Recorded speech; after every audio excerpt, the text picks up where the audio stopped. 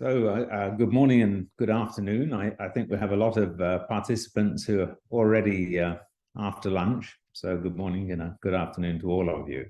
And welcome today to join our webinar, which is going to look at CBAM and why this is an urgent issue for exporters to the EU. So let me just kick off with a pretty simple introduction. I'm sure that most of you on the call, and perhaps all of you on the call, know what the EU ETS is. So the EU ETS has been in operation now for more than 20 years, and nearly 20 years. During that time, the carbon price has varied a fair amount. It fluctuated up and down, but in recent years, we've seen a very strong trend towards increasing. And again, with fluctuations, I think we all expect, for reasons that we're going to discuss today, for this increase to continue. And many of the forecasts on future carbon prices within the EU ETS forecast more than doubling in the next 10 years. So the EU ETS has a goal, obviously, of reducing the carbon footprint of the commodities that come under it, including cement. And the mechanism to do this historically has been through the use of free allocations. So free allocations were issued to cement companies, and the basis for the quantities that were issued were based on the production before the financial crisis. And therefore, there was a period where cement companies had more free allocations than they actually needed for their own production. And so there was a period after the financial crisis in the 2010s, where the cement companies were able to sell these free allocations, or were able to profit from that. But that really has changed in the last few years. Since about 2018, the free allocations have no longer been sufficient to cover the needs of the cement industry in Europe. And you can see from this graph that there's a big gap, a 100-kilo gap now between the average allocation and the average carbon emissions per ton of clinker. So the intention is to replace then this system with the carbon border adjustment mechanism, and the speakers today will explain how that's going to work. But one of the big impacts that it's going to have is that all of the cement that is sold in the EU will be subject to a carbon tax. And the cost of that is going to go from something that's probably around 10 euros per ton on average today to something that is perhaps 170 euros per ton in 10 years' time. This obviously depends on the price of CO2, but you can see that this is really a massive change in the way that the economics will work inside the cement industry in Europe. But why is this an urgent thing for us to look at? This is really due to the imminent reporting requirements and the very significant penalties for not reporting, which our speakers today will talk about in a lot more detail. So if I could just briefly introduce the speakers. We have three speakers. The first is Dan Molesky, who's the CBAM lead advisor at Redshaw Advisors. The second is Mustafa A³&Co, who's the business growth director at A³&Co. And the third is Ivica Orlovic, who is a representative of the European Commission and who will join us a little bit later for the discussions. So Dan, I hand it over to you. All right. Hello, everyone. Good morning or good afternoon, depending on where you are. My name is Dan Molesky. I'm our lead CBAM advisor here at Redshaw Advisors. Today, I'll be telling the story of the EU CBAM, where it came from, why it exists, how it works, and the implications of what this regime will be on EU trade, as well as the cement sector.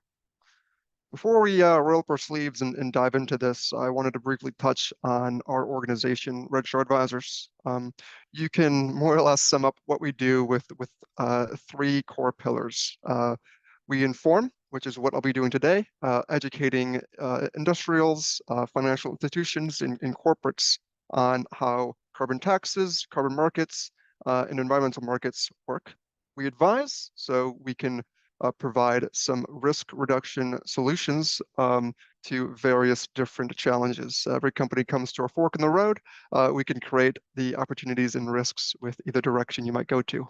And lastly, when necessary, we can procure, mainly meaning a route to the European carbon markets, the voluntary carbon markets, or the renewable energy markets. So with that being said, with the story today, I'm going to start at the very beginning. We're going to answer why environmental markets exist. It might sound like a trivial question, but it's important to set the scene. So the three main reasons why we have carbon taxes is firstly, for countries' NDCs. An NDC is a nationally determined contribution. These arose after the 2015 Paris Agreement, where various countries and supranationals agreed to various climate change ambitions. Environmental markets create a vehicle for these countries to achieve those ambitions. The second reason is going to promote clean technology. As the saying goes, necessity is the mother of invention, and carbon markets create that necessity. Lastly, environmental markets and carbon taxes create a way for governments to fund carbon efforts. An example of this would be here in Europe, we have what is called the Innovation Fund. The Innovation Fund is a pool of capital created by the EU ETS that the European bloc can then create ways to fund ways for European industry to decarbonize. For example, this might be to fund fuel switching in utilities in Eastern Europe, for example. So with this being said, the next part of the story is going to be the EU ETS. Ian touched on the EU ETS, but if we want to understand the EU CBAM, we need to understand the EU ETS because the EU CBAM was designed to complement this system. So I know we love our acronyms here in the environmental markets. The EU ETS stands for the European Union Emissions Trading System. This mechanism came online in 2004 and is widely seen as the most successful carbon market in the world. It has had around 4 phases and covers all 27 member states of the EU. As of today, there are around 4,000 installations and companies exposed in this regime. And the way it works is you can almost say it's commoditized carbon. So if I'm a industrial in, let's say, Germany, and I want to produce my cement, obviously I need to create emissions via my scope 1 or scope 2 to create that cement. What the EU ETS does is it says, hey, if you want to create your product, if you want to do that by creating emissions, you need to pay for those emissions in the form of an EUA, European Union allowance. So if I emit 1 million tons a year, I need to buy 1 million tons of EUAs. With the current price of an EUA being around 70 euros, every year I would need to spend 70 million euros to buy my carbon. As a result of the EU ETS, we've seen a lot of decarbonization efforts here in Europe, and it's been very successful. However, there has been one major flaw in this system. That flaw is what we call carbon leakage. What carbon leakage is when industry tries and circumvent a strong cost of carbon by relocating to jurisdictions that do not have a cost of carbon. Here's an example. I'm a German cement manufacturer. I produce 1 million tons of emissions a year. I have a very expensive bill every year of 70 million euros. Perhaps I don't want to pay that 70 million euros. So what I might look to do is to move my installation, my factories outside of Europe to circumvent that cost of carbon. Maybe I move it to Morocco or Turkey. I produce my cement in Morocco or Turkey, and then I export that into Europe, circumventing that 70 million euro bill on carbon. That is what carbon leakage is, and that is what the EU CBAM is designed to prevent. This transitions us into this acronym. This is going to be probably the acronym of the decade for a lot of individuals who are living and breathing in any commodity market that will be exposed to this regime. The EU CBAM stands for the European Union Carbon Border Adjustment Mechanism. What this mechanism is, you can almost think of it as a tariff. It creates the requirement for CBAM covered goods to have their embedded emissions reported, measured, verified, and then bought. And in essence, it forces CBAM covered goods to have the same robust cost of carbon associated with them as would a good in the EU ETS would. This is a significant policy that most individuals in companies exposed to haven't even heard of. Peter Liaz, a member of the European Parliament, has said that the EU CBAM is the most important policy you've never heard of. Today, we're hoping to change that. As I mentioned, the initial goal of this regime is to mitigate carbon leakage. The secondary goal is to promote decarbonizations within Europe's trading partners. And then finally, the last goal is to help the EU itself meet its NDCs by 2050. Remember, NDC is a nationally determined contribution. The way that Europe hopes that the EU CBAM will do this is by when a good is exported into Europe, that embedded emissions of that good will now need to be bought. As a result, creating those initial incentives I spoke about earlier, incentive to decarbonize, incentive to reach climate ambition, and lastly, incentive to create a fund to further decarbonize. Moving forward, I want to touch on a handful of caveats within the EU CBAM that are quite prudent. The first one being Article 9. Article 9 of the EU CBAM touches on if an effective cost of carbon has already been paid in a jurisdiction, then that cost of carbon can be reduced by the overall exposure of the EU CBAM. What does that mean in English? If I have a cement company in UK and I am looking to export my cement that was made in the UK to the EU, I would be able to reduce the carbon cost paid in the UK in comparison to my exposure in the EU. So right now, 1 ton of carbon in the UK ETS, which is the carbon market in the UK, is worth around 40 euros. As of today, as I mentioned, 1 ton of carbon in the EU is worth around 70 euros. So there's a delta of 30 euros here. What Article 9 is, it says I can I could subtract the cost of carbon already paid in my home jurisdiction. So instead of paying 70 euros for my CBAM certificate, I'm only paying 30. Moving on to the overall timeline of the EU CBAM, we can really create 2 main phases. The first phase is what we call the transitionary phase. That's what we're in today. The transitionary phase started on October 1st, 2023. This phase you can look at almost as an on-ramp to get industries and countries alike to get used to these new requirements that the EU CBAM creates. So in this 2.5-year phase, what you need to do is you need to measure and report the embedded emissions in any good that comes into the EU and submit them through quarterly reports. These reports are very robust, very comprehensive. This transitionary period will not have any verification requirements nor any financial liabilities in the form of CBAM certificates. With that being said, though, there are penalties if you do not report correctly or you do not report at all. So let's say I'm a cement manufacturer in North Africa, and I sometimes sell my cement in Europe. If I sell maybe only a few hundred tons of cement, I would still be exposed to this regime, and I would still need to fill out these very comprehensive reports. And if I do not do that, I would be charged a penalty between 10 and 50 euros, depending on what member state I'm importing to, as a result of not complying. So that's the transitionary period. The definitive period is going to be starting on January 1st, 2026. The definitive period, the main 2 takeaways from this period is that the EU will be introducing a financial liability in the form of a CBAM certificate.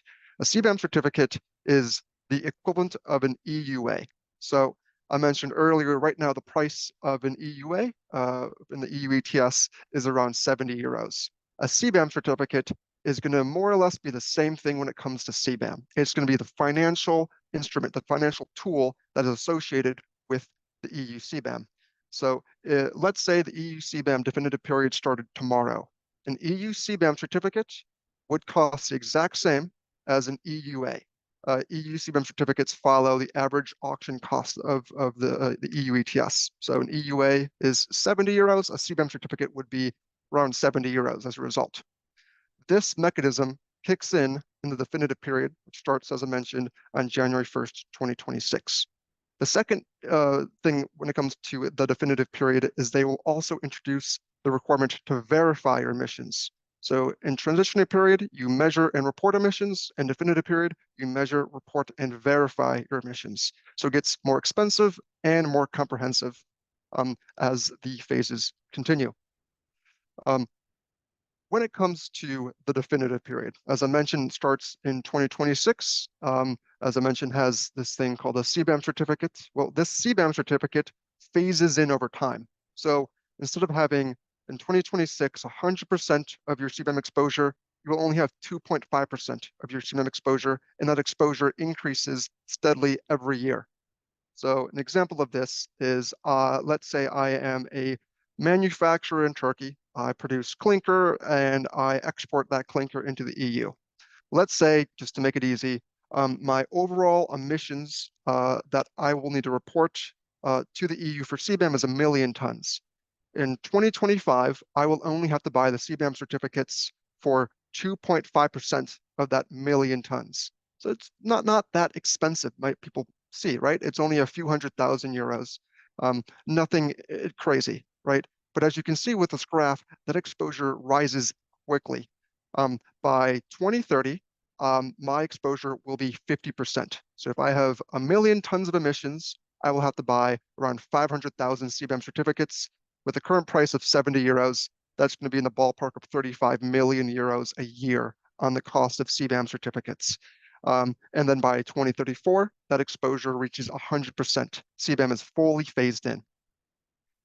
Moving on to sectors covered. Right now in the transition period, there are 6 sectors covered with the anticipation that these sectors will be expanded in the various phases and reforms of the EU CBAM. The reason these sectors were chosen initially is because they were deemed to have a high likelihood to face carbon leakage, as well as the measuring and reporting for these sectors was deemed as feasible as of 2023. Some sectors, such as organic chemicals, was designed to be included, but was taken out last minute kind of as a result of that sector being deemed too technically infeasible to measure with current technology. So the main reason why these sectors were included is because they met the guidelines that was given in 2023, and other sectors have not met those guidelines yet. But we are anticipating further sectors to be included as CBAM progresses, and I'll talk about that a bit later on. Although we talk about CBAM in a sectoral light, if you want to be more accurate, we need to break this down into different aggregated good categories, and more specifically, CN goods. So we're talking about the World Cement Association. Let's focus on cement here. As you can see on my screen, there are 4 main aggregated goods categories covered by CBAM for cement. So if I was a company exporting goods into Europe, the first thing I would do to understand if I'm exposed to this regime is I would look to see, all right, do my goods, are they covered in these 4 aggregated goods categories? Yes or no? If they are, yes, check that box. Then we're going to go down one more level to the CN code. So CBAM itself covers exactly 749 specific CN codes. Instead of covering it from a sectoral point of view, which can be a bit opaque, they've had very specifically covered what exactly is in CBAM via CN code and what is not in CN, what is not covered. The coverage goes quite downstream. So if we look at iron and steel, things as small bolts and screws and even washers are included. So it's not just raw bulk materials. It's also very specific small materials that you can find in everyday items. If you look at a car, for example, a car is probably made up of thousands of different CBAM codes of types of goods and products. Most likely, almost about 100% sure, you cannot build a car in Europe with goods that are imported into Europe that do not cross the line for CBAM. So most goods that we use today will be exposed to the EU CBAM. In Europe, being a net importer of most products will mean that most goods will be exposed directly to the EU CBAM. Lastly, touching on, I know Ian talked about the EU ETS price forecasts. So Redshaw Advisors, we work with a lot of organizations exposed to this regime. So one of the things we do a lot is talk about this exact topic, which is what the EU ETS will be looking like in the future. Instead of boring everyone to death and putting up a couple of slides of price forecasts, I try to consolidate everything into one slide. So in this slide, the red line we see is the current price of a UKA, in the ballpark of around 70 euros. The blue line shows the anticipated price forecast rise in comparison to the year. So let's say in 2026, when the definitive period starts, we're looking at a price of an EUA north of 100 euros. As you can see, it quickly goes up and up and up. By the time of 2035, we're looking at EUAs being around 225 euros. So if I have 1 million tons of carbon that I need to buy every year, by 2035, my bill will be around 225 million euros potentially if we look at this forecast. So the rest of this presentation, I'll be talking about the implications of the EU CBAM. So the first slide, we're looking at two reports, one done by the European Bank for Reconstruction and Development, and the next done by the European Commission. Taking a look at the first bullet point on the report done by the EBRD, we have a pretty significant and substantial takeaway, a 50% increase of cost of cement exported to the EU by Turkey. So on the next slide, we'll talk about Turkey makes up around 30% of cement imports into the EU.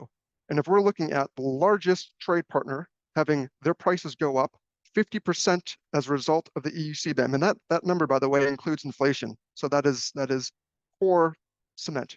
That is going to be very significant when it comes to competitiveness from countries that rely on the European market to sell their goods. The next point is going to be on the 2021 European EU CBAM assessment report. So the first bullet point here says that the EU, as a result of CBAM, will lose around 12% of imports of CBAM-covered goods by 2030. Now, we all live and breathe in the world of commodities. If you guys are working in cement and I'm working with carbon, we all know about the law and supply and demand. If we take demand to stay the same, and we take, let's say, 12% away from supply, what does that do to price? So we're looking at, again, Europe is a net importer of raw materials. We're looking at reducing that net importing of CBAM covered goods by, let's say, 12%.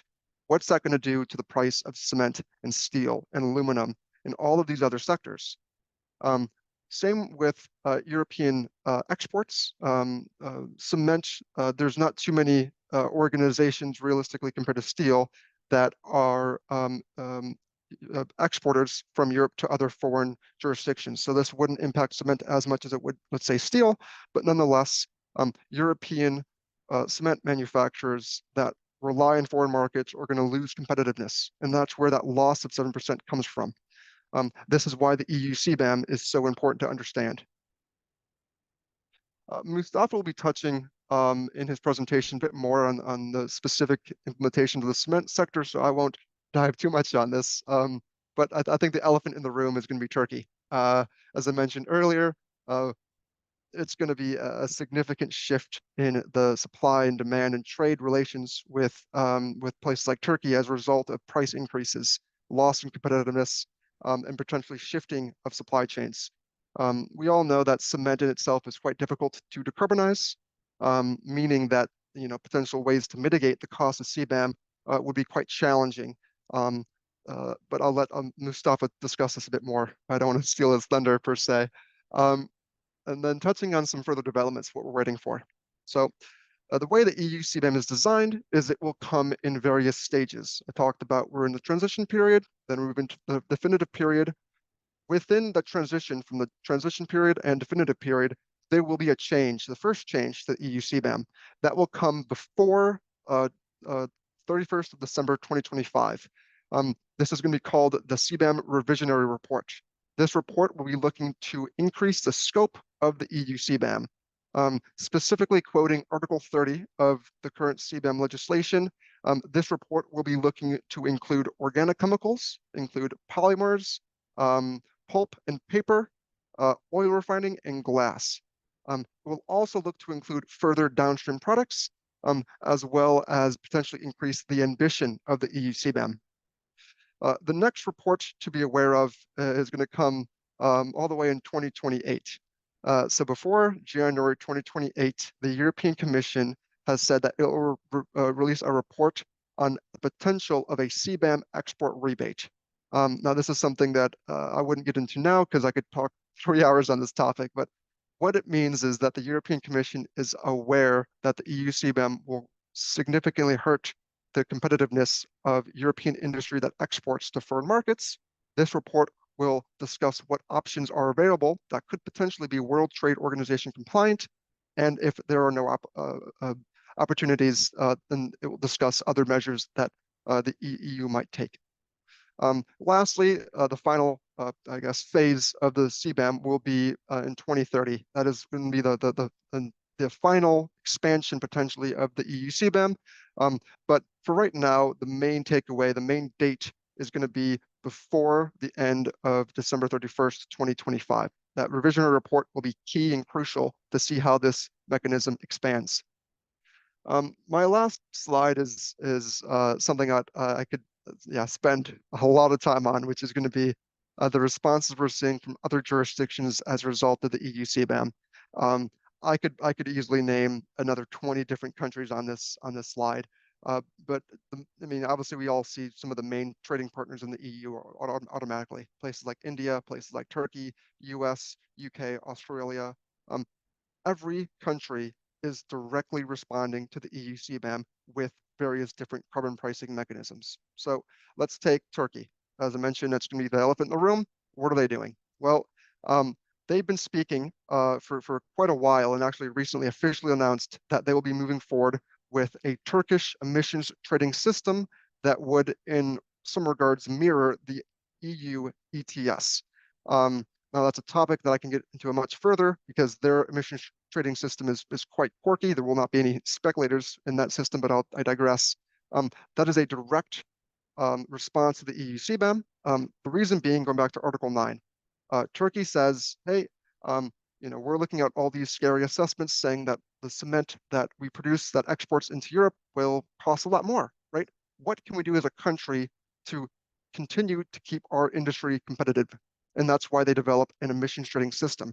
Article 9 states that if an effective cost of carbon has already been paid in a foreign jurisdiction, that cost of carbon can be reducted from the EU CBAM exposure. So that's exactly what Turkey is trying to do with their own emissions trading system. We have similar conversations in China, in Indonesia, in Taiwan, in Vietnam. I can go down a very long list of countries looking at incorporating a very strong and real emissions trading system. We're also seeing a lot of other CBAMs pop up left and right. Look at the US, look at the UK, look at Australia, all currently going through their own consultation on a potential CBAM. So even though we're talking about the EU CBAM in this specific presentation, I guarantee that this acronym will be floating around in many different countries. This is why we believe it's very important to have a good understanding of exactly what this mechanism is. Lastly, to note the UK in particular, any day now we are expecting the UK CBAM to be officially announced. Initially, we thought it was going to be announced in Jeremy Hunt's autumn budget that came out about a month ago. The Financial Times leaked, said it would be announced, but it wasn't. Legally, in the UK carbon leakage consultation released back in June, they have stated that an official announcement will be done by the end of 2023. So they kind of have to release it by the end of this year. So that's why we're expecting it to be released any day now. That is the next major CBAM announcement that you should keep your ears, up in the ear for, to see how that might impact you. So the main takeaways of my presentation today is I hope everyone came away with how the EU CBAM works, why it was needed, and the implications it has. If you'd be keen to hear a bit more about how at Redshaw Advisors we can assist, please do not hesitate to reach out. We help companies comply with the EU CBAM. We help companies understand the implications of the EU CBAM to their competitiveness and their operations. And lastly, we can help companies plan to strategize and mitigate the cost of the EU CBAM. With that being said, I wanted to thank Ian and the rest of the World Cement Association for inviting me to speak today. And yeah, I'll pass it back to Mustafa to talk a bit more about the specific implementation on cement. Thank you. First of all, I would like to thank Ian and thank WCA for hosting this event. It will allow us to share some knowledge sharing on CBAM, EU CBAM implications on cement industries. I will start. I'm Mustafa Rakhawi. I'm Business Growth and Project Director at A³&Co. I will start my presentation showing you how we deal with the whole decarbonization, complete decarbonization solution at A³&Co. It is somehow similar to what CBAM already implement. We always prefer to start with baseline, which is identifying the CO2 emission of a cement industry. And then after identifying this baseline, we to know how much is the cement plant CO2 per ton clinker or per ton cement. And then we try to identify with the cement plants some measures to mitigate and to reduce this CO2 in the long term and in the short term. Through some projects, we of course prioritize the cost reduction projects for the cement plant, and then come the cost added projects as well. All of this is usually done with the cement plants in a complete decarbonization road mapping and strategy. And we are trying to support the cement plants with the suitable OEMs, EPC contractors, as well as carbon management institutions, which will help cement plant also to have. We are looking at this decarbonization approach not only as a risk, since it's a risk, and it is also an opportunity for the cement plants to reduce its costs as well. So I already Dan speaks on that, thanks to him and Ian as well. What is CBAM, or what is the objective of CBAM? And from Dan's presentation, it will not be limited to the EU.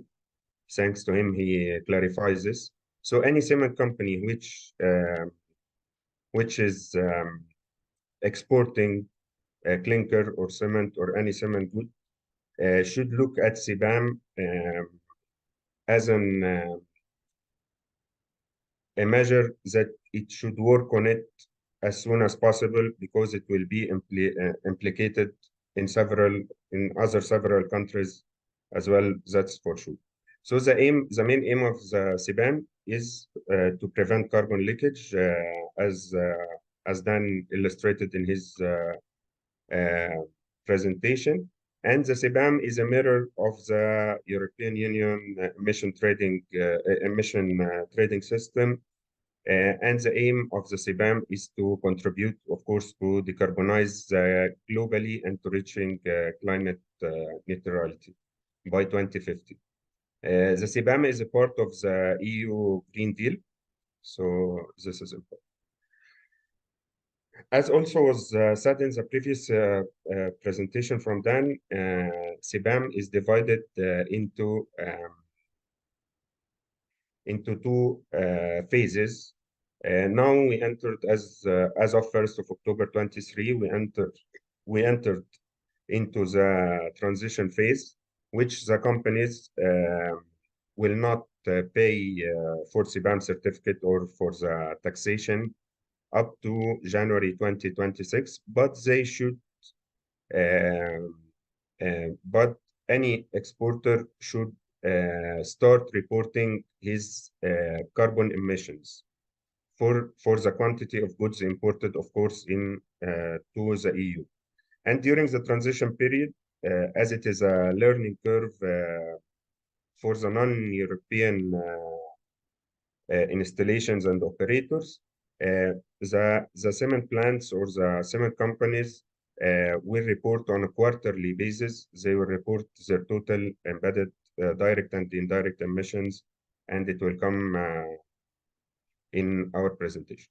Also, CBAM takes into consideration the carbon price in the country of origin. So, for example, if we are in Turkey or Algeria or Saudi Arabia or in Egypt paying for a carbon tax, when we report our emission, we should report also our carbon taxation, which we are already paid. So it will be deducted from the CBAM certification afterward, CBAM certificates afterward. So post-transitional phase in starting January 2026 and onwards, also these reports should be verified. It should be very detailed reports. It is already very detailed reports, and it should be verified by accredited EU verifier. And the companies will start paying for their CBAM for their carbon emissions, extra carbon emissions. So what is CBAM? What is the scope of CBAM? CBAM scope currently for counting for the cement industry, it will take into consideration scope 1 direct emissions, which is process emissions, and as well as fuel emissions, combustion emissions for the kiln fuels and non-kiln fuels also as well. Also, it will take into consideration also companies should report their indirect emission, which is electricity consumed from outside the company if the company is not producing its electricity by itself. In addition to scope 3 indirect emission, which applies only on complex goods, and complex goods means that if we are using in the production of our final good, which is imported, any of the CBAM goods. So, for example, if I'm grinding station and purchasing my clinker, so the clinker is a CBAM good, I should add the clinker emission in my cement calculation as well. All the clinker indirect emissions in that case. As Ian and Dan illustrated in their previous slides, that the European Union emission trading system has now a free allocation or free allowance of 693 kilograms CO2 per ton of clinker. And starting from 2026, as Dan was mentioning, up to 2034, the allowance will start to decrease until the allowance will 100% took off in 2034. So what is the impact on cement industry? What is the impact on cement industry from this? As we speak now, the European Union average clinker CO2 is 811 kilograms CO2 per ton clinker. And it's expected to decrease with the measures in 2034 to 760 kilograms CO2 per ton clinker as well. And the European Union allowance now is around $80, 80 to 90 euros, sorry, per ton of CO2. And our projection is much more or less than what Dan projected. In 2034, we project it will reach only up to 140 euros per ton CO2. Currently, the cement plants is paying carbon cost. Cement plants inside Europe, of course, is paying carbon cost added to its normal cost around 9 to 10 euros per ton, and expected this number to increase to around 97 euros per ton of CO2 emission in 2034. So this implications on if we consider constant EBITDA margin, this will affect the cement price, which is currently 90 euros, from 90 to 110 euros per ton. This will be affected to increase to around 215 euros per ton in 2034. Okay, what is cement plant should start do now? The European Commission and tax authorities put several regulations and several guidelines on how cement plants should calculate their emissions to be complied with CBAM. So first thing is to first, for monitoring, reporting, and verification purpose, there is a lot of guidelines for this. So first step is to define the installation boundaries and the production process and production routes of the cement plants. Second step is to define the reporting period. And third step, to identify all the parameters you need to monitor these emissions. And the last step is to determine the methodology to monitor of each parameter have been identified. I will go through these 4 steps quickly. So step 1, defining the installation boundaries. It is mainly the installation boundaries is starting from the cement plant gates. All the input raw materials should be accounted for. All the input fuels should be accounted for. I will show an illustrated example in the next slides. As well as in that case, we can define the boundaries either as one production process or several production processes. So for example, producing here, for example, it is divided to 2 production processes, the cement. So all the input materials are limestone, other minerals and fuels, HFO, coal, gypsum, and the electricity, of course. Here it is defined to 2 production processes. So out of the first production process, cement clinker is produced. Out of the second production process, 1 cement type is produced. And as then illustrated, each cement clinker has a CN code, and and cement types also have separate CN codes, which the reports should identify these good codes. So what is the mechanism? The mechanism is to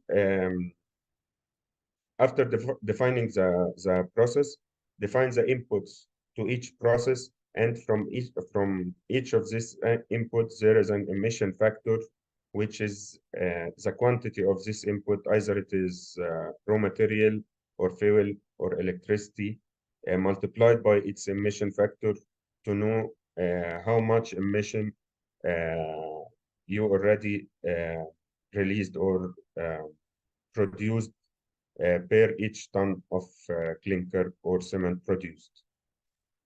So second step is the reporting period. In CBAM, the reporting period is normally 12 months. It's similar to the ETS system. And normally, CBAM is taking into consideration the calendar year. In some cases, cement plant can justify taking into account the physical year if it will be more accurate and to avoid incurring unreasonable costs in that cases.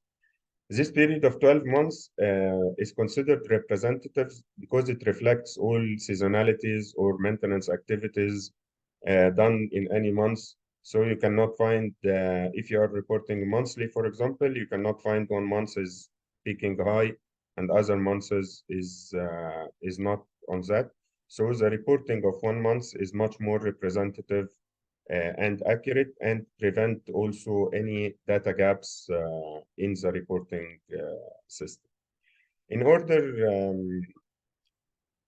order to start, as already the CBAM starts from 1st of October 23, and the reports deadline for the importers should be submitted by 31st of January. Cement plants should start to collect all 23 data, all the year data, and to start reporting its data, its collective emission data, and then also specify the amount of goods imported in each period to the EU in their reports as well. To make all this, the MRV system should be, each cement plant should have its MRV system, monitoring system as a beginning. So the monitoring system, of course, we are calculating all what I said in the calculation is a calculation-based method. There is another method, measurement-based method, which is not implemented in cement plant, and the measurement-based method is to have online CO2 emission monitoring on the stacks, which is not available and not accurate in the cement plant. So the calculation-based method needs a monitoring system to identify all the way feeders, fuel counters, electrical counters, and put for them a specific monitoring plan. And there's guidelines, of course, to make this monitoring documentation to be sure that your data is completed, accurate, and specific. This monitoring should be for, as we said before, the direct emission and the indirect emissions. And the last step is to determine the monitoring methodology. Also, the determination of the monitoring methodology is to identify the frequency of the data collected, the frequency of the calibration and validation of the data, and each step of monitoring this data. This is an example, as I said to you, here in this example, the clinker, the process was divided into four production processes, not even two. And this is a screenshot from the official CBAM reporting tool. You will identify your production process. So here, for example, there's 4 production process, which is one, its output is clinker OPC, and another production process is SEM1, the third one is SEM2, and the last one is SRC. And with their codes, what is the direct emission for each of these products in a specified cement plant, and as well as indirect emission and the total emission, and of course the tool is containing what is the emission factors you are using, what is your biogenic content in fuel, for example, if you have any.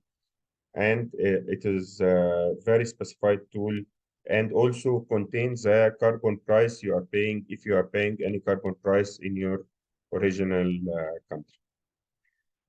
What we can do for CBAM at AQ, we are providing gap analysis for cement plant activities. Again, it's CBAM requirements, as well as calculating the related emission as per the CBAM guidelines, as I showed to you before. Preparing CBAM reports for the transitional period requirements, and preparing the MRV document as well as advising on mitigation actions to reduce CBAM price post 2026. including projects supports, identifying each project's capex and opex and its impact on carbon, on CO2 abatement as well. We also sharing some knowledge on CBAM administration with our clients and advising our clients on CBAM organizational and responsibility requirements. Thank you. Thank you, Ian. Thank you, Dan. Without further ado, Ivica, we'll turn to you. So Ivica is here representing the EU, and maybe Ivica, you could just introduce yourself and give us a brief sort of view from your standpoint, a brief view of CBAM, and then we'll get to the discussion shortly. Thank you. Thank you, Jan. I hope you hear me clearly. Very clear. Yeah, thank you. Yeah, thanks a lot. Thanks a lot for your invitation, first of all. And yeah, my name is Ivica Orlovic. Recently joined the CBAM team in Digitaxu, Unit C2. And I'm here in charge for the CBAM in technical perspective. So I will, in few 5 to 10 minutes, maybe explain a little bit just the general context of the CBAM, but most of this also was already covered by colleague before, Mostafa. And so first of all, the context of the CBAM is, of course, the European Green Deal and of course, Fit for 55 package with the 2 main objectives. First objective is climate neutrality. That's until 2050. And second objective and the new target is the 2030 target to reduce GHG emissions for 55%. That's the main target and main context. The aim very well addressed by Mostafa, and prevents, first of all, carbon leakage, also to contribute to the decarbonization globally, to reach one of these goals, that's climate neutrality, but also 2030 for the 55 in the sense of EU, and it complements and reinforce the EU ETS.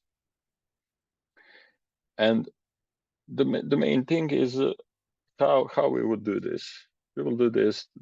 We are mirroring EU ETS or carbon pricing, EU carbon pricing mechanism, and we are addressing to the companies, not to countries, but the actual carbon content of imported goods. So we also aligning with the EU's international policies and legal commitments, including, of course, WTO compatibility. We are focusing on the carbon-intensive sectors, which I will mention after all, which sectors are covered by the CBAM, and taking account, of course, carbon price effectively paid by third country or operator. So the sectors in the scope are cement, iron, steel, aluminium, fertilizers, electricity, and hydrogen. These sectors are selected on the basis of 3 main criteria. First is high risk of carbon leakage. Second is covering large share of greenhouse gas emissions of the EU ETS sectors. And third one is the practical feasibility. Of course, there's some exclusions here, and the main exclusion here is a adjustment under value under 150 euros. Also, there's exclusion of the countries which are linked to the EU ETS. That means Switzerland and EEA countries. In the future, of course, the scope may be extended to the limited list of ETS sector at the risk of carbon leakage, such as refineries and chemicals, provided that such extension is justified based on these mentioned selected criteria. I will not go. I will not mention these steps that already not repeat by Mostafa. These steps for determining embedded emissions, but he clearly defined it and explained it. So we are now in the middle of transitional period. there's a gradual implementation of CBAM. 2023, we are starting monitoring and reporting. So 1st of October, we started a transitional period. Transitional period will take place until the end of 2025, and the definitive period starts 1st of January 2026. So, but in meantime, in 2025, there's in line with CBAM regulation, there's a plan of review of the CBAM regulation. So in that sense, assessment feasibility proportionally of the scope extension post 2026, including to a limited set of EU ETS sectors that I just mentioned, selected number of downstream products which contain a high share of basic CBAM goods, indirect emissions, impact on the other countries with low GDP, and progressing in international climate discussions that's going on already. In 2026, we are starting definitive period, as I said, and we are starting gradual phase in of the CBAM and phase out of the free ETS allowances. So as Mostafa explained, by ratio, that's through the 8 years until 2034. Of course, in that sense, Commission provided a lot of information on our one-stop shop website. There's a lot of information over there. There's a trainings like e-learning and webinars for specific and general specific for each sector. There's also guidance documents that we are just in the middle of updating this guidance document, and in a few days we will update it also. So there's a guidance document for producers in third countries and reporting declarants. There's also templates, Excel-based template to facilitate data collection and information exchange between operators and declarants. There's also, of course, as you know, we published CBAM Transitional Registry, and you can find reporting interface and the link on our website. Also in the user manuals for declarants for the CBAM registry. CBAM registry, as you know, just to shortly explain, this is electronic platform in which you will submit your CBAM reports. So everything is on our dedicated information portal, information website that you can find it. Maybe a little bit more about transitional period, just to tackle this about reporting activities. Objective of transitional period, of course, transitional period is learning phase for all of us, understanding roles and tasks, collection informations, and facilitate smooth rollout of mechanism after 2025. The information collected will be allowed European Commission to further specify, will be allowed us to further specify, to finalize the methodology and define synergy with existing monitoring schemes. And as I said, information collected will be feed for review the mechanism by 2025. Also, in this sense, we provided several flexibilities with the aim to introduce openness and balancing a smooth introduction with information needs. So as you know, CBAM report containing the following: the total quantity of goods imported during the preceding quarter. So reports will be quarterly based, but on the yearly based data. Total embedded emissions, direct and indirect emissions. The carbon price due in the country of origin for the embedded emissions. It's clearly said here that during the transitional period, there's no financial obligations and there's no verification of emissions by the EU accredited verifier. Also, there's no obligation to, of course, there's financial, and there's no obligation to submit CBAM certificates. So maybe just to tackle about these flexibilities until 31st of July for each imported goods, which the reporting declarant does have all information, of course. The reporting declarants may use default values. Default values will, for the goods, will be published until the end of this month for sure, but in a few days, I hope, and will be right on time before reporting period. It starts 1st of January 2024. Until the end of 2024, there is a possibility and flexibility to use other monitoring reporting methods, but if they lead to similar coverage and accuracy.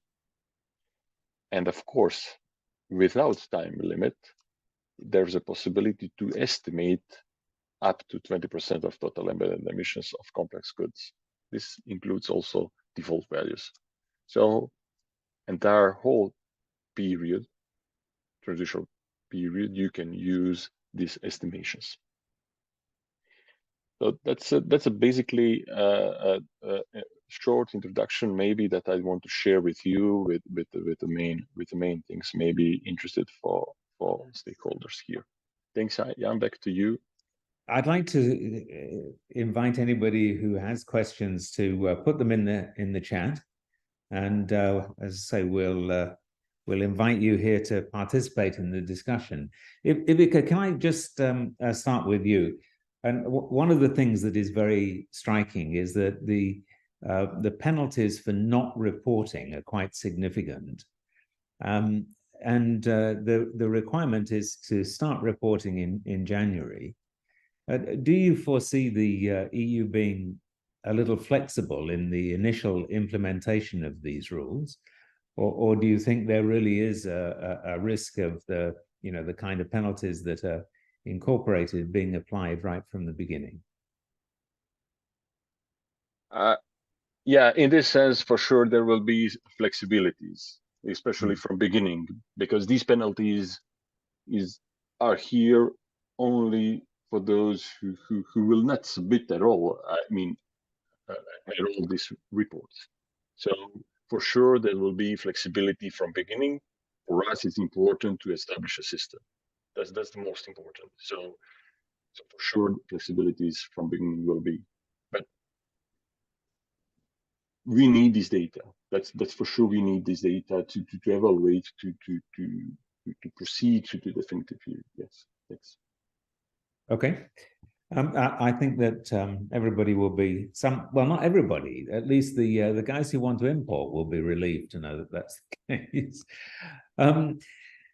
So Fabien, you posed a couple of questions, and you have a slightly different perspective from many of the participants here, because of course you're already importing clinker into the EU for processing your plants. And I think you made a point about the question of who is responsible here, the exporter or the importer. But I also, if I understood correctly from what you were saying, Mustafa, there's a requirement if you're importing that the plant that you're importing from has to also satisfy some requirements. So Fabien, perhaps you could just explain your understanding of how that works. Yes, thank you, Jan. Yes, we understood that the main obligation rely on the importing company rather than on the exporting company. So that's why I put a question for Dan, because he stressed the obligation for the exporting company, but for me, the main obligation is for the importing company. Mustafa, on your slides where you were showing the methodology, you were focused on the exporting plant. So how do you see those two coming together? First of all, until now, the registry system, thank you, Ivica, for illustrating the registry importer who will, all the obligations, from my understanding, is the importer who will report the data. The importer here will take the data from the installation outside of the EU. So if I'm cement producer outside the EU and Fabian is the importer, I'm exporting to him. He will take from me the data and he will register the operator data. Until now, this is my understanding. I cannot see the operator cannot enter the registry portal, or up to my knowledge, of course. Yeah, I'm not expert in registry model, but this is up to our knowledge that the importer, he will be the responsible, and the installations outside EU should pass its data to the importer. I see Dan and Evika also have answers. Yeah. They can support them. Dan, come to you first. Evika, you could go first. Evika, did you want to add something there? Thanks, Dan. Yes, correctly. Yeah, CBAM declarant or declarants are responsible for the data, and yeah, they're the one who bears the responsibility for ensuring the completeness and correctness of the CBAM reports. That's correct. Yes. Also, they are also reporting declarant is liable and may be subject to these penalties that you just mentioned. But of course, as I said from beginning, there's a lot of flexibilities. They can introduce default values. That's the most important until 31st of July 2024. So there's a lot of flexibilities that can be used. Yeah, thanks. Okay, thank you. Dan, did you want to add anything? Might be briefly beneficial for me to share my screen to discuss a bit more about how this works. So right now you're looking at a small little roadmap of the transitional period obligation. So if I am a importer into the EU and I have a it's called part of my operation already established in the EU, I could either be the direct customs representative representing myself, or use an indirect customs representative. So there's a bit of flexibility. I do want to mention that it does change on during the definitive period, where we introduce the authorized declarant. So there is a bit of movement between the transitional period and the definitive period on this topic. And I also wanted to briefly touch on something that we do, and we've already done, is we've shifted the obligation from companies to other organizations. So we work with importers, exporters, traders. So if I'm trading clinker, for example, am I responsible? You know, if I'm importing clinker, am I responsible? That question of responsibility is one that's tough to define. So something that potentially you could do is, depending on contractual agreements, you could shift the obligation of CBAM onto other counterparties. Again, it's hard to talk about that quickly in a 10-minute or 2-minute answer, but that is an option that we have explored before. So depending on who is responsible is going to be down to contractual agreements. Specifically, we've seen some of our counterparts in Asia explore this route. So it opens up Pandora's box of different ways to mitigate that risk. Okay. No, I think that sort of clears up how it works. Philippe, I thought you raised an interesting point here about other cementitious products, about fly ash and slag. So maybe you could pose that question. Yeah, the question is about, will, products such as slag, fly ash be subject, to the CBAM as compared to clinker or cement, for instance, right? Because it's still a byproduct, but it comes, from a process. So what is your view on this? So Dan, I see you answered that online. Do you just want to repeat that and stuff, and then we come to you? Defined between what's called a complex good and a simple good. So a simple good is something, a type of product that the EU has defined has 0 embedded emissions in it, and therefore it would fall outside of the production process for that good. A complex good, on the other hand, is something that would include CBAM exposure. So when we consult companies, we've done a few presentations of our own, trying to walk people through this step by step. The European Commission has provided some production processes which show what are simple good and what are complex goods. To answer your question specifically, the products you mentioned would indeed fall outside. So for simple goods, they would be exempt. Fly ash and slag, for example. Same with gypsum or limestone. So I guess that potentially answer your question. I'm happy to send you over some information after this, specifically on this topic. There are a specific list when we talk about cement of products that are defined as simple goods and products that are defined as complex goods. So I'm happy to share that with you after this, if you'd like. So in other words, a waste material would be exempted in general? Waste material as in, can you give me an example of it? For example, yes, shredded tires, or this kind of material which are consumed, by cement manufacturing plants, that would be exempt from my knowledge. But Mustafa, with that being said, I'd like to, if I could see the exact production process you were speaking of, then I could cross-reference the documents from the EC. It's a waste, right? I'm talking about waste, basically, right? Like petrol, for instance, right? Which is yes, that would be exempt. Waste as a fuel, tires or RDF or SRF.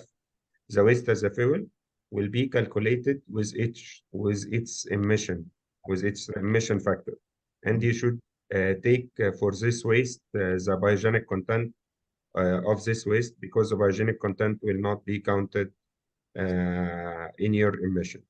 And for the fly ash and slag, as Dan said, same answer. It is not under the complex good, as of my knowledge. So it is production material. Same applies to limestone or gypsum.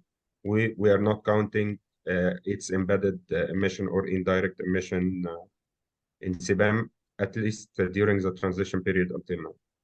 And does that apply, Mustafa, even if it's imported as a blended cement? Yes, it does.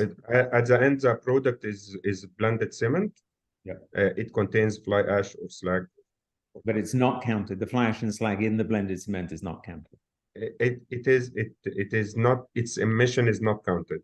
It will get at the end for this cement product a lower emission factor for this cement product, because it reduces the clinker inside the cement. It will reduce the amount of clinker. What about, the emissions, related to shipping? No. Transport within the transition period is exempt. But with that being said, depending on the route and as well as what type of ship, it could be included in the EU ETS shipping scheme, which will be expanding on the 1st of January 2024 at 50%. So CBAM as of right now excludes emissions caused from transport. It is something that could be expanded, again, but per Article 30, it mentions transport as potentially expanding, but right now it's not included. Okay, thank you. So, Mr. Nabil, can I come to you? You had asked a number of questions. Maybe we could kick off with your question on white cement, because I think that's an interesting one that nobody has raised. Yes. First, allow me to thank all our colleagues, presenters of today. I had a couple of questions. The first question is, I noticed in Mustafa's presentation that there is no differences between gray and white cement, which is really, I don't know, somehow strange for me. Production of gray cement by any means is a specific heat consumption is higher than the gray cement. So it's not fair somehow. This is part one of the question. Part two is the calculation itself. I think 693 is a very challenging figure for all the figures and the scopes that would be covering. I assume at the moment it's not easy to get it. So the question is, is it gross or net? Because this is very important. Probably in your answer, Mustafa, right now you answered part of the question, which is calculation of the waste for assumption RDF as an alternative fuel. it has emission factor which is higher than coal, even, as you know, or petcoke. So this will be negatively counting. It will not be a good. Let's say it's not an intensive for usage of high TSR depending on RDF, for example, which is very strange again, because again, if it is gross, you will only need to deduct the biomass content. Correct me if I'm wrong, please. So that's all. That's all from my side, and thank you for today. Thank you, Mustafa. Yes. First question for the white and gray cement. In the presentation, I'm saying that both have the same,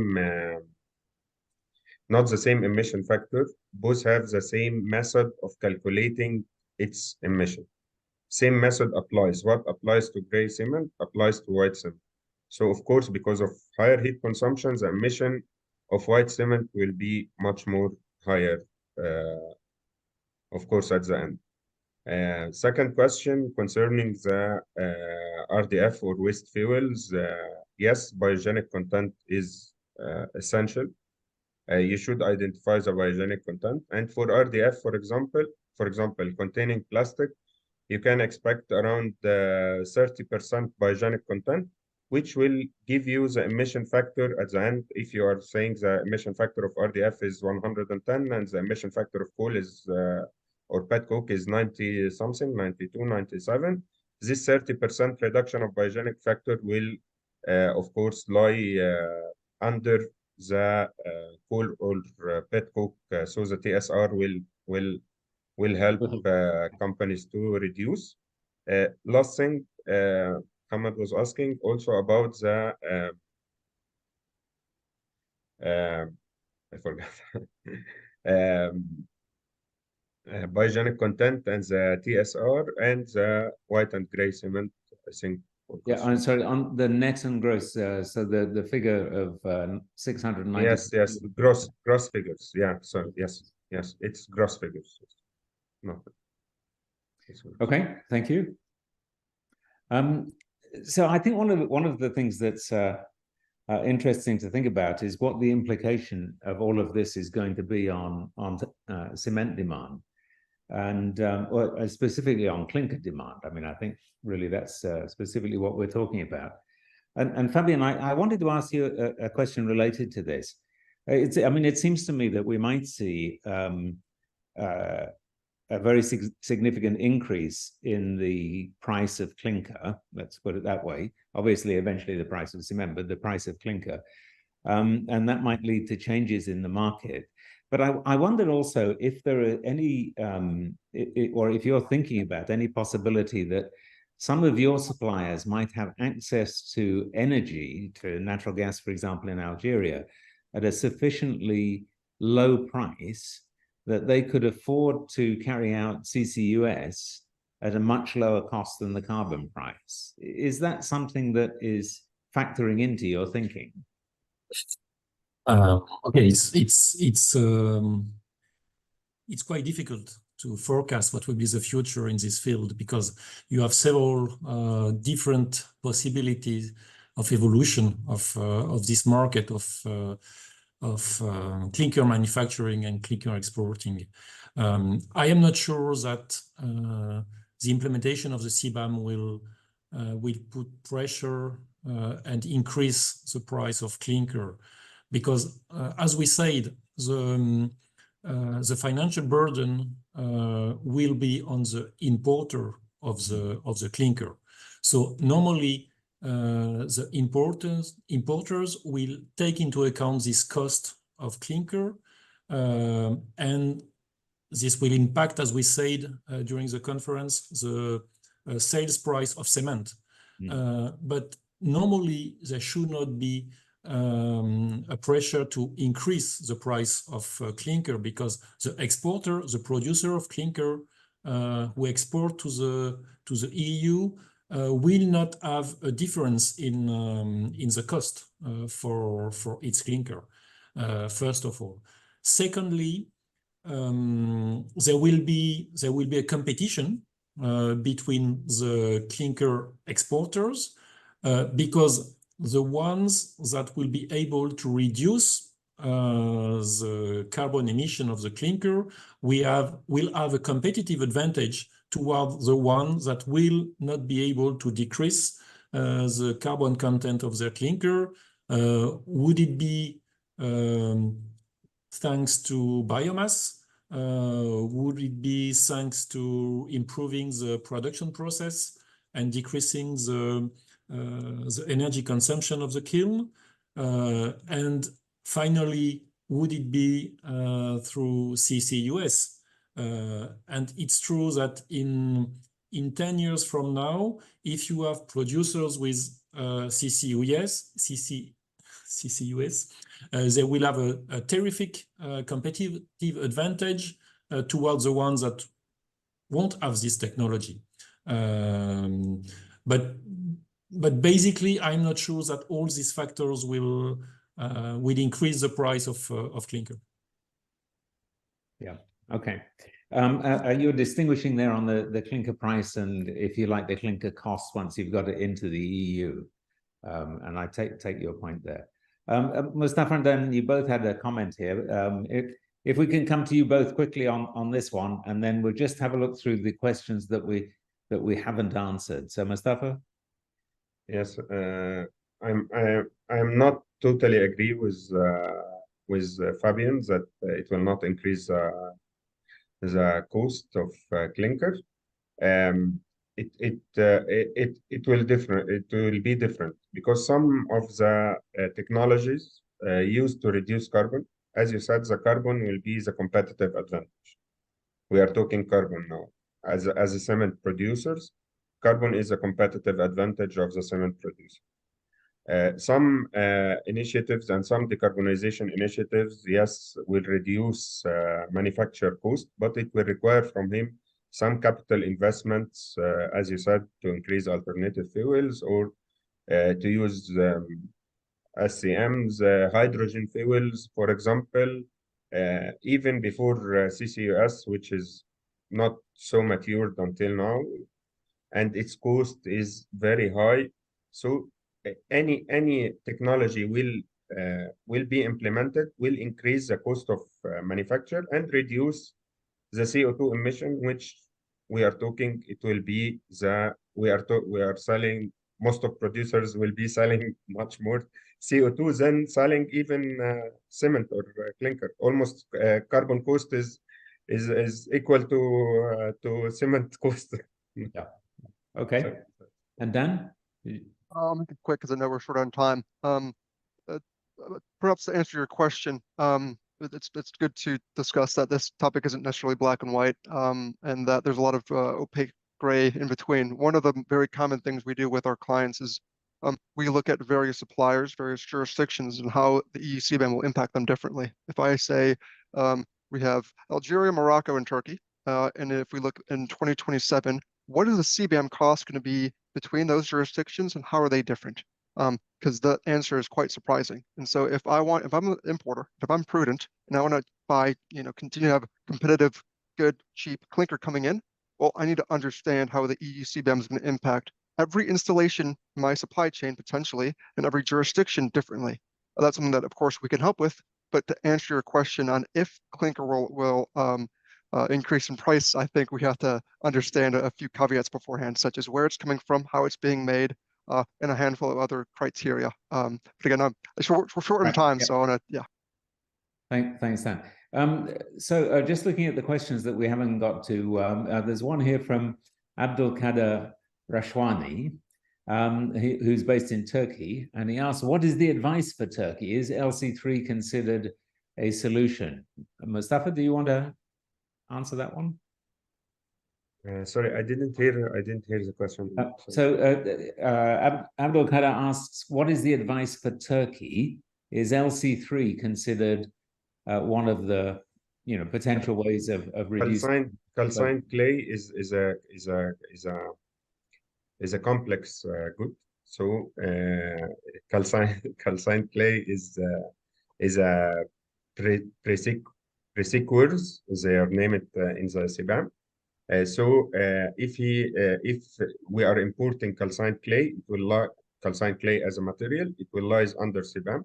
If it is used in cement, calcined clay cement, LC3 or whatever, is as a percentage, we should count its embedded emission also, because calcination process have some emissions.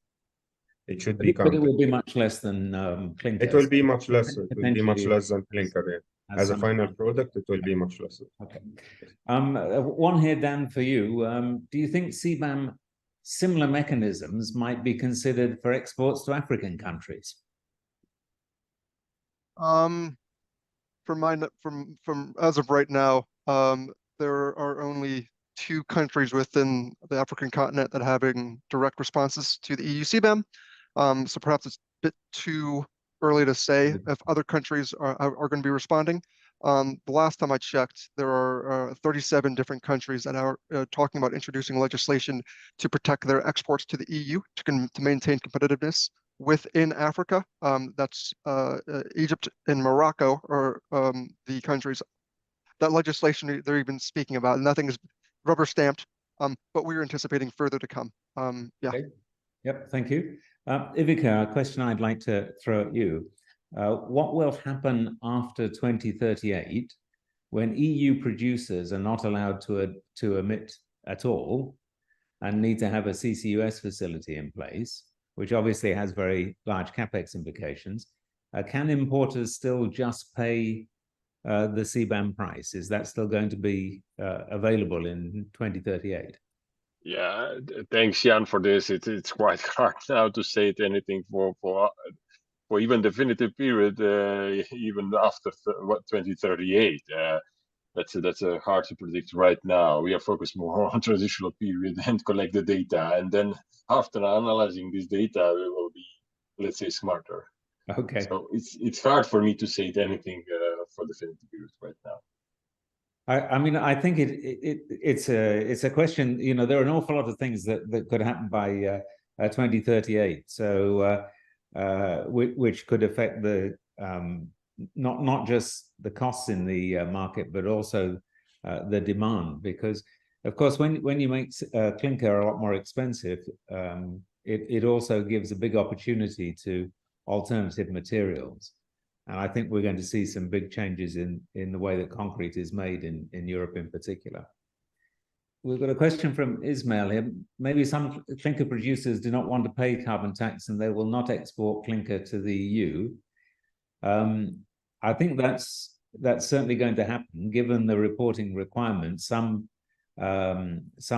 companies will choose not to export to the EU and will concentrate on other export markets. So, of course, the implication there is that you might have a little bit more competition in those other export markets, and they may see prices decline there. I have an answer to this question also. Yeah. As Dan said in his presentation, it is not limited to EU. It will be spread out. Yes. So cement producers should consider reducing their carbon emission to be competitive in the export market if they are looking generally on export market. Because after EU, it will come in US, it will come in even maybe in Africa as well. African plants grants in Africa is linked to carbon emission now, and of course it will come. Dan, did you have something different on that, or? Just wanted a great comment. As we speak, there are CBAM consultations going on in the US, in the UK, in Australia, South Korea, and even some conversations unofficially happening in both India and China. So this EU CBAM will not be in EU CBAM for a while. It will be a global CBAM in different jurisdictions. And so if you do not choose to export into a market with the CBAM, the markets available in the coming years will be quite slim, potentially. Okay.